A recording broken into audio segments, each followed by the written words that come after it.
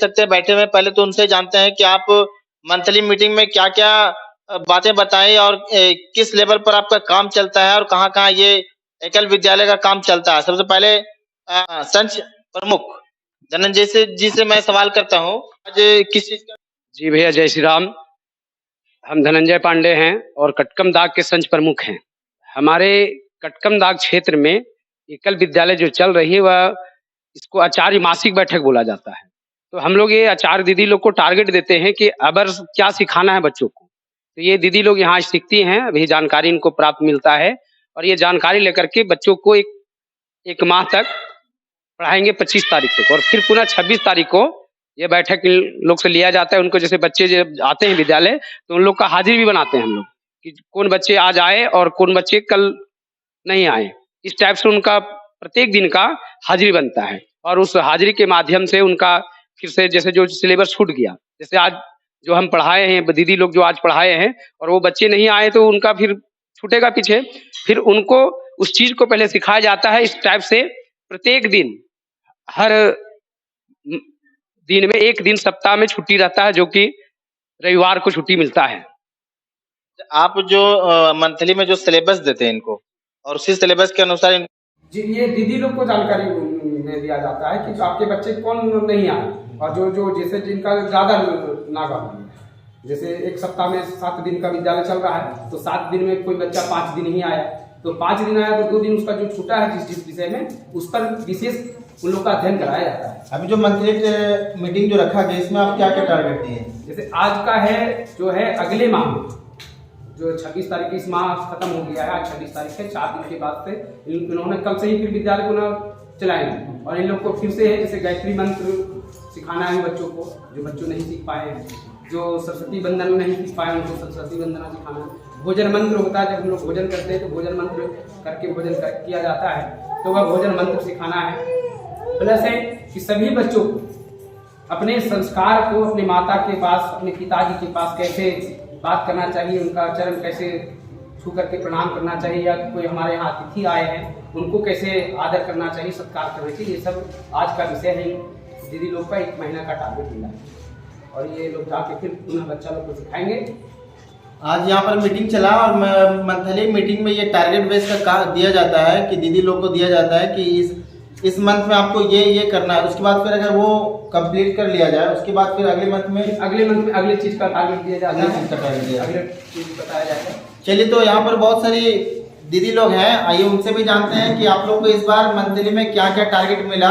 और हमारे यहाँ पर और भी लोग आए हुए, पहले उनसे मैं सवाल करूँगा। उससे पहले मैं जानता हूँ कि कैमरा में इधर दिखाएं लोगों को कि आप इस बार क्या टारगेट मिला मंथली में। सभी को जय श्री राम। हम लोग को टारगेट यही मिला है कि एक तो शपथ पत्र है उसमें और जो फॉर्म भरना है उसमें आधार कार्ड पासबुक वाला जमा करना है सब ये, और बच्चों को कैसे पढ़ाना है, शाम के समय में क्या शिक्षा देना है उसके विषय में हम लोग को जानकारी दी। अच्छा, आधार कार्ड पासबुक क्यों नहीं आता? वो हम लोग को हर साल जमा होता है। बच्चे लोग का नहीं, बच्चे लोग तो हम लोग को प्रतियोगिता जो था ना, उसके विषय में कि जो आगे स्तर में बच्चा लोग बढ़ सके उसके विषय में दिया जाएगा। तो आप हर मंथ में मीटिंग में आते हैं? हाँ जी। आपके पास कितने बच्चे हैं? 30 है। 30 बच्चे। कहाँ पर हैं आप? साधनपुर। आप बताइए, आप कहाँ से? अच्छा, कितने बच्चे भी आपके पास? 30 बच्चे हैं। अच्छा, क्या क्या पढ़ा रहे हैं?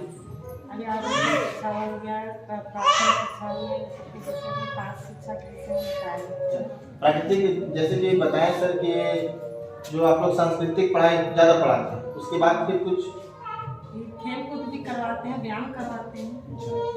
कितने से कितने एज के बच्चे हैं आप? 10 से 4 साल के बच्चे से 10 साल। अच्छा, जो अगर कोई बच्चे एडमिशन लेना चाहे उसके लिए क्या प्रोसेस है? हो जाएगा। मतलब क्या प्रोसेस है? अच्छा, मतलब 1 साल में 1 बार? कब होता है? मार्च अप्रैल। यानी एकल विद्यालय एक ऐसा विद्यालय है जहाँ पर प्राकृतिक के साथ साथ एजुकेशन का भी माहौल दिया जाता है। आइए यहाँ के जो संघ अध्यक्ष है, आइए उनसे भी जानते हैं। आज मंथली मीटिंग था सर, इसमें आप लोग किस टाइप के जो टारगेट देते हैं महिला को। सबसे पहले जय श्री राम। यहाँ पर जो मंथली मीटिंग जो होती है उसमें एक महीने में क्या क्या आपने प्रोसेस किया, क्या क्या प्रगति किया, इसके बारे में सबसे पहले दीदी लोग से जाना जाता है। उसके बाद अगला मंथ में आप क्या करेंगे उसके बारे में टारगेट दिया जाता है। और सबसे पहला है कि एकल विद्यालय में संस्कृति को बचाने के लिए, सनातन धर्म को बचाने के लिए बहुत अच्छी पहल है। ठीक है, इसमें देखते हैं कि जितने भी आचार्य दीदी लोग हैं, खासकर उनके घर अगर जाएंगे तो उनके बच्चे इतने संस्कारी मिलेंगे ना कि मत पूछा जाए। तो ये संस्कार जो विहीन होते जा रहा था, इसको लोग जो है सब दीदी के माध्यम से बस उसमें सुधार लाया जा रहा है और ये बहुत अच्छी पहल है। यानी एकल विद्यालय के द्वारा सांस्कृतिक रूप में जो कि बचाने का जो अब मॉडल दौर आ चुका है, सारे लोग मॉडल जमाने में जीना चाहते हैं, लेकिन एकल विद्यालय जो कि बच्चों को किस तरह प्राकृतिक से जोड़ा जाए, धर्म से किस तरह उसका लगाव बने, ये काम हमारे ये जो आचार्य दीदी लोग जो हैं वो करते हैं। आइए इनसे भी कुछ सवाल और जवाब करते हैं, क्योंकि अगर आप बच्चे लोग को प्राकृतिक और सांस्कृतिक पढ़ाई पढ़ाते हैं उसमें आपको किसी तरह का कोई दिक्कत नहीं? सब दिक्कत। जय श्री राम। जैसे बच्चे लोग को संस्कृत सिखाया जाता है, बताया जाता है कि जैसे मेरा विद्यालय में बच्चा है तो दीप प्रज्वलित करके बताते हैं और बताते हैं कि माता पिता का पैर छू के आना है। और जैसे मेरा विद्यालय में आया तो आचार्य को भी और संत प्रमुख भैया भी कभी कभी जाते हैं और खेल कूद के विषय में बताते हैं। यानी प्राकृतिक से लगाव किस तरह दिया जाता है, माता पिता को किस तरह से उसका इज्जत किया जाता है, ये संत के द्वारा जो एकल विद्यालय चला जा रहा है उसमें ये बातें अहम है। और इस बातों को जोर दिया जाता है कि पहले आप खाने के पहले क्या करना है, माता घर से निकलने से पहले माता पिता को किस तरह रिस्पेक्ट करना है, अपने गुरुओं को किस तरह रिस्पेक्ट करना है, ये संत दीदी लोग अपने बच्चों को सिखाती हैं। आप कुछ बताएंगे? आप सभी को दीदी को जय श्री राम। कहाँ से आप? कितने बच्चे पढ़ा रहे हैं? किस बच्चे में कुसुम्बा के हैं? क्या क्या पढ़ा रहे हैं अभी आपको क्या टारगेट मिला? अभी हम क्लास नए आए हैं जी। अभी बच्चे लोगों को सरस्वती वंदना सिखाना, कैथी वंदना सिखाना, हिमाचल से सिखाना, बच्चों को किस तरह शासन में रखना, किस तरह बड़े और छोटे से लगाव बात करना चाहिए, बड़ों को किस तरह आदर करना चाहिए, उस सब बताइए। संच एक आज के दौर में बहुत बड़ा रूप ले रहा है, क्योंकि अभी आप देख सकते हैं कि पूरा जो कि एशिया मॉडल कल्चर में कैसे आ रहा है, कपड़े उसी टाइप से, लिबास उसी टाइप से, अंदाज उस टाइप से और बोली विचार भी उसी टाइप से।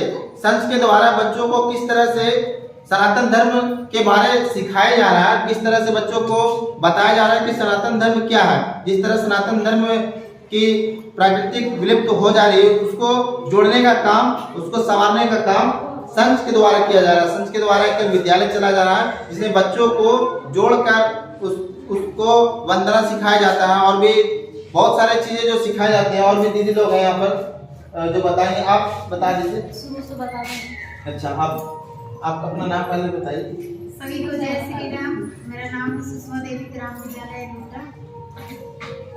कब से आप चला रहे हैं? हम 2016 अप्रैल 2016 से आप जुड़े हैं। कितने बच्चे? मेरा 26 बच्चा है। बच्चे जो लेते हैं आप कितने एज से क्लास कितने एज तक? हम लेते हैं 4 साल से 14 साल तक पढ़े लेते थे, लेकिन अब 12 साल तक है। अच्छा, 12 से स्टार्टिंग? 12 नहीं, लास्ट होता है मेरा 12 से। 4 साल से मेरा स्टार्टिंग है। अच्छा, लास्ट में 12 साल के बाद जब बच्चे कुछ सीख जाते हैं तो फिर उसको नहीं, उसको फिर पास करके तीसरे क्लास से उसको कर देती है, बाकी फिर से स्टार्टिंग। हाँ, फिर मतलब ये एकल विद्यालय में सिर्फ 12 साल तक ही पढ़ा सकते हैं। हाँ, बस क्या कि 1 से नहीं, पहला से तीसरा क्लास तक ही बच्चा को लेना है। अच्छा, ठीक है, उससे ज्यादा नहीं। अभी कितने बच्चों को पढ़ा? अभी 26 बच्चे। क्या क्या टारगेट मिला अभी टारगेट में मिला है, कुछ फॉर्म आया है वो भरने के लिए, वो भरना है, पूरा करना है। और जो बच्चा खेल कूद में प्रतियोगिता में जो भाग लिया है उन लोग के लिए कुछ फॉर्म भरा रहा है, उसको फिर भर के देना, हम लोग के कंप्लीट कर। और कुछ बच्चा के लिए खेल कूद के बारे में अपना एजुकेशन करवाना है। यानी एजुकेशन के साथ साथ खेल का भी हर सप्ताह या हर मंथ में प्रोग्राम होता है? नहीं, हम नहीं, अपना विद्यालय करा सकते हैं, लेकिन उतना संभव नहीं हो पाता है। ठीक है। अच्छा, सबसे पहले हम तो सर से जानेंगे कि ये जो एकल विद्यालय संघ के द्वारा चलाया जा रहा है उसमें आखिर इस पूरे हजारीबाग या पूरे कटकम सांडी में कितने बच्चे हैं? आइए जानते हैं कि संघ के में एकल विद्यालय जो चल रहा है सर, अभी टोटल बच्चे कितने हैं? कटकम दाग संच में 30 विद्यालय है और 30 गांव के में विद्यालय है। जैसे कटकम सांडी, कटकम दाग, कटकम सांडी अलग एक संच हो गए और कटकम दाग एक अलग संच है। तो कटकम दाग में 30 विद्यालय जो कि 30 गांव से हम लोग काम कर रहे हैं। तो हर विद्यालय में 30 बच्चे हैं, जो कि 30 घर का 30 व्यक्ति का बच्चा उसमें आते हैं और 30 घरों तक हम लोग पहुँचते हैं। हम लोग इस टाइप से हम लोग को 900 बच्चे भी हैं। जैसे कुछ कम बेसी, जैसे कोई विद्यालय में 2800 है तो कहीं 30 है, कहीं 27 है, कहीं 25 है, इस टाइप से। लेकिन मोटा मोटी टारगेट हम लोग का 900 बच्चों का है और 900 बच्चों में हर विद्यालय में 30 बच्चे हैं। अब जैसे है कि एक 3 सिलेबस 3 साल मतलब क्या कहते हैं इसको, क्लास 3 है, 1 2 3, ठीक है, पहला दूसरा तीसरा। अब जैसे है कि पहला क्लास में बच्चे का नया एडमिशन होता है। जैसे इस वर्ष जो बच्चा भी हम एडमिशन किए हैं वह फिर अगले साल दूसरा क्लास में चला जाएगा, दूसरा क्लास होगा, तीसरा क्लास में चला जाएगा और तीसरा क्लास का जो बच्चा रहेगा वह पास कर दिया जाता है। उसको फिर हम लोग नहीं लेते, उसको सिखा के हम लोग छोड़ देते। और फिर जो बच्चे हैं जो अभी नहीं सीख पाए हैं वैसे बच्चों को एडिशन करते हैं, फिर वैसे बच्चों को हम लोग सिखाते हैं शुरू से। और जो बच्चे फर्स्ट से पास करके दूसरा में चल गए वो बच्चों को फिर दूसरा चीज सिखाते हैं, फिर तीसरा में जो गए उसको फिर दूसरा चीज सिखाते हैं। इस प्रकार से नया नया हम लोग को सिखाने का कार्य करते हैं। अच्छा, आप ये हम लोग हमारे दर्शकों को जानकारी दे सर कि जो संघ के द्वारा ये एकल विद्यालय चल रहा है इसका फंड कहाँ से आता है? ये भैया पूरे भारत, बहुत सारे लोगों का दिमाग में जो अगर कुछ होगा तो इससे स्पष्ट पता चल जाएगा।